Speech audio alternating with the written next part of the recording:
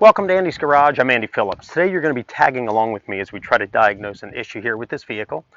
Just to give you a quick overview, if you've been following my channel, we replaced the alternator on this vehicle probably about 6 weeks ago.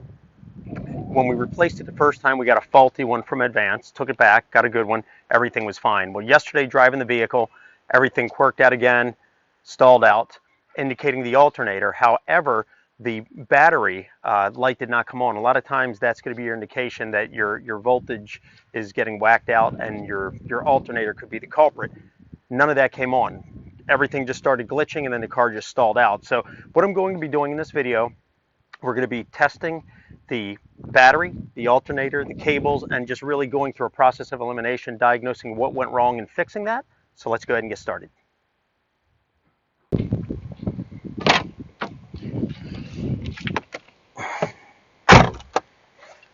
Okay, so kind of go over a little bit here. We did put a new alternator in, as we already mentioned. However, sometimes those can be faulty, as we saw with the first one that we put on that was faulty. This one's been in here for 6 weeks, not to say it couldn't be failing as well. Now, this particular alternator has a lifetime limited warranty through Advance Auto, so if that's the case, we're going to take it back, get it replaced. However, I'm going to show you here what happened. The car stalled out, had it towed. We used one of those battery chargers on it to get it started, to get it onto the flatbed of the tow truck. Once it was on there, drove it back here, took it off, no problem. Last time we had this issue, I had to charge the battery as much as I could in order to drive it to get it into the driveway and then it stalled out again. It wasn't the case this time. As soon as I started, it fired right up, no indicator lights on. Car ran great. Brought it into the driveway, let it idle for a while, was expecting to see it fail, didn't, kept running fine, shut it off, started it again, started no problem, no battery light on, car ran fine, headlight on, everything was perfect, which was kind of odd. So since then it's been sitting. So I'm going to show now, we're going to try to start it, see what it does, and then we'll start testing it, because obviously something went wrong that caused the voltage to drop and the car to stall out. The odd thing is that we got no battery indicator light, which was something that kind of concerned me, which can happen. It's kind of rare, but it can happen. So I was driving, no lights came on, and then suddenly ABS light came on, traction control came on, the speedometer started bouncing around, lights started dimming, and then that was the end of it. So let me get a close-up here as we try to start it.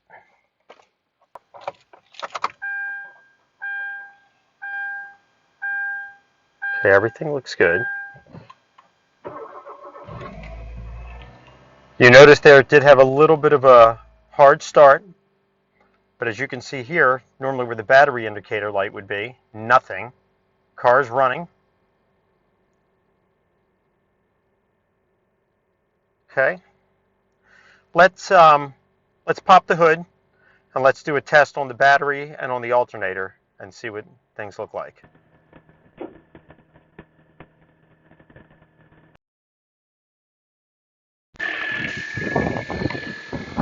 We're going to test the battery first and see what we're getting.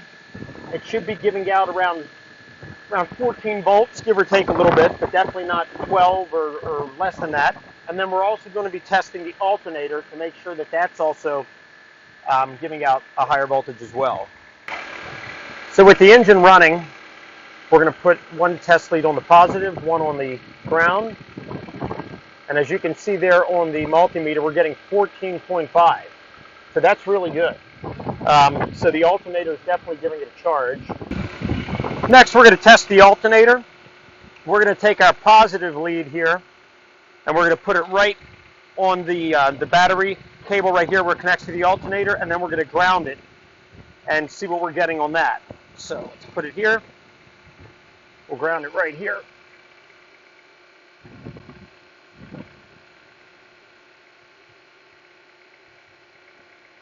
And you can see we're getting 14.5 from the alternator as well. All right, so as we see here, the battery looks good, the alternator looks good, and now the fun begins, because obviously something went wrong that caused it to stall out, no battery indicator light on. So we're going to have to check the cables as well to make sure that there's no break in the cable, something that could have fluctuated, caused it to glitch out. Also, this battery is an older battery. I want to make sure that it'll hold a charge. because the battery, even though that's kind of rare, if a battery goes and you're driving and the alternator's good, you're not going to stall out. But let's start diagnosing what the issue was so we can get it fixed. I have it connected to the battery, engine's running. We're back 14.2 right now. We're going to check this cable first where it connects to the alternator. As I move it, everything looks solid. We'll check it here as well. Pull on this. Moving it around, make sure we have a tight connection. Everything's solid. I'm moving this thing really good and nothing's moving, so that's good.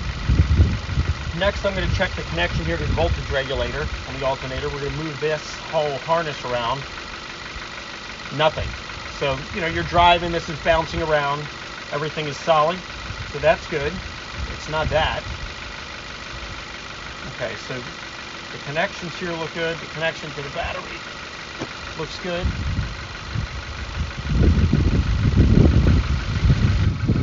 All right, so the next thing we're going to do is we're going to test for voltage drop. After that, I am going to check the battery connections here where the terminals connect to the battery. If there's corrosion or the connection isn't too solid, that could be causing an issue hindering the charge from the alternator coming back to the battery. But let's do the voltage drop next, and then we'll check these last before we wrap this up.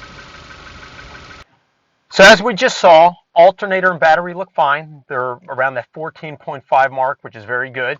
That looks fine. Next thing I'm going to do is I'm going to turn the headlights, radio, AC on, and just really put a lot of load on it. We're going to test it. It should drop a little bit down into the 13s, but it shouldn't drop a lot. So let's do that. I'm going to turn everything on, and then we're going to head under the hood and test it and see how that looks. With the engine running, we're going to turn on our headlights. Also going to come over here, we're going to turn on the radio, turn on the AC, the defroster, pretty much all the electrical loads to give it a full load on it. Okay. All right, you can see here, everything is on. Let's connect to the battery. We're going to test the battery now under load and then also the alternator. All right. And it should go down a little bit. We saw before it was like around around the 4.5 mark. So it should definitely go down. We're at 12.76. That's actually lower than I wanted it. Usually it should be around the 13 range. 12.7 is kind of low.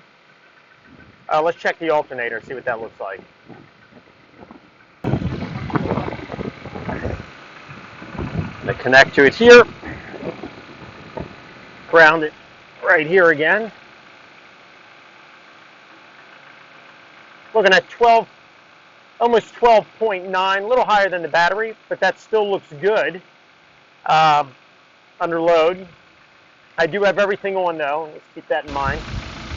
So I have the vehicle still running with the full load on. The first test that we're going to do for voltage drop is we're going to connect the the black of the multimeter onto the positive terminal of the battery. And we're going to take the positive of the multimeter and put it onto the positive terminal here on the alternator. We're looking for it to be between 0.03 and 0.40 to be in a healthy range. If it's below or above, then that's another story. But let's do that. So we'll take the black, we're going to put it here on the positive. We're going to take the red, put it down here on the terminal here on the alternator.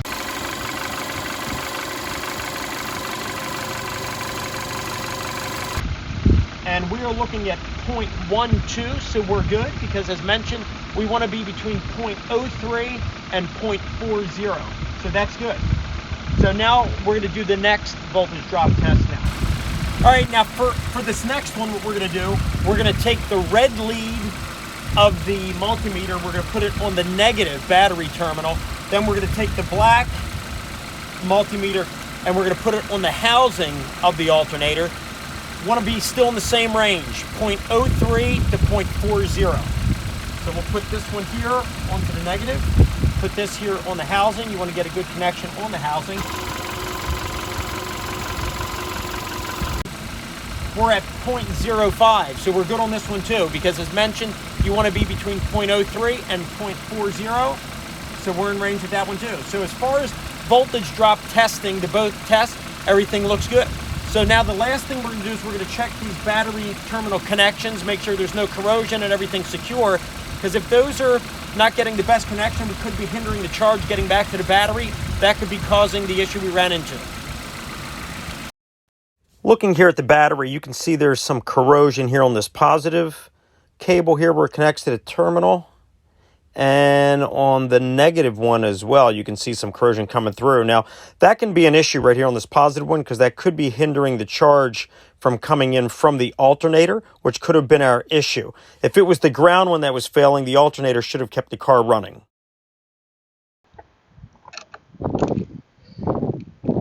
We'll remove our negative one first. Look at the corrosion breaking loose as we were loosening this already in here.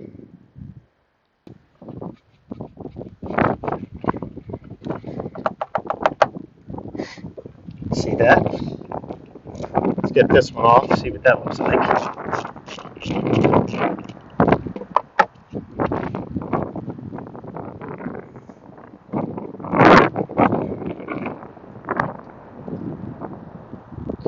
Blood on this one too. Let's get a close up. Look at that. And then here on the inside, you can see it. And there as well. That may have been our issue. And then on this one.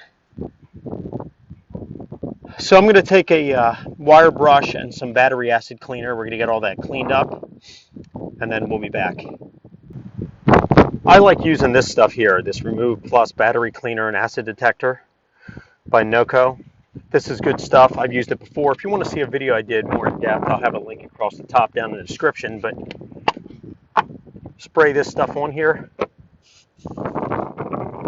Everything turns red.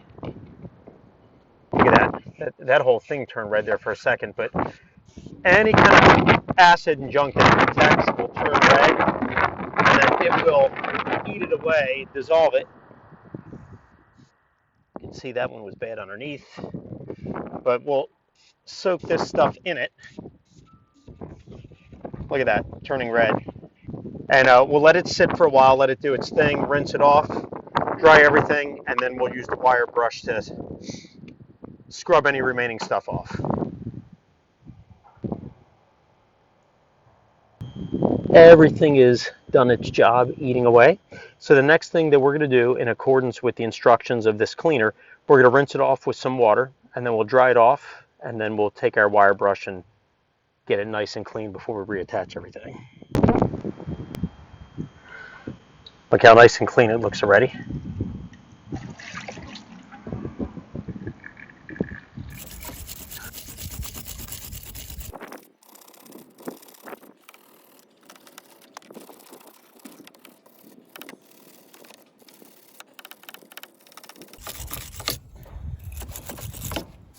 Everything's been cleaned off. You can see in there. If we flip it over, have it all cleaned. Terminals are nice and cleaned and shined up. Same with this one. All clear. Let's go ahead and reconnect it. Get that on there. And that may have been our issue. Because if you're not getting a very good connection, whether it's hindered by corrosion or if it's loose, things like that, you're going to have problems, which may have been our issue. Because as we saw, everything else looked good. Okay. There we go. I'm going to check the voltage before we start it real quick. So let's see here. We're looking at 12.7 on the terminals. I'm going to come out here now. Let's do it out here. And just make sure that these connections are good. We'll come out this way. Also 12.7, so that looks good. So everything is clear. Let's start it. Before you start it, always check the tension of the belt around the alternator. You want to press down on it. It should have a give of about 1/4 of an inch. If it's too loose, it could be slipping, which could also cause the problem. This one seems fine.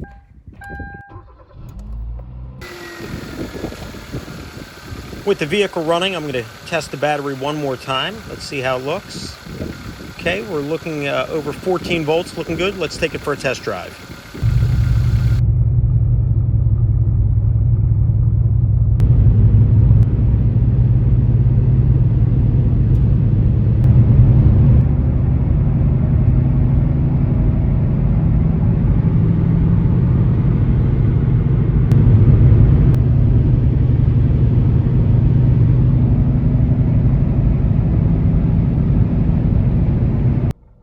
Just got back from driving it several miles. Everything ran great.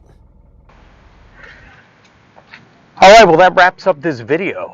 It looks like the issue was the corrosion and the poor connection here at the terminals might have been the issue, because as we saw, the alternator checked out fine, battery checked out fine. We did the voltage drop test. That all looked good. We checked the connections. Everything looks solid there. So that leaves me only to this right here.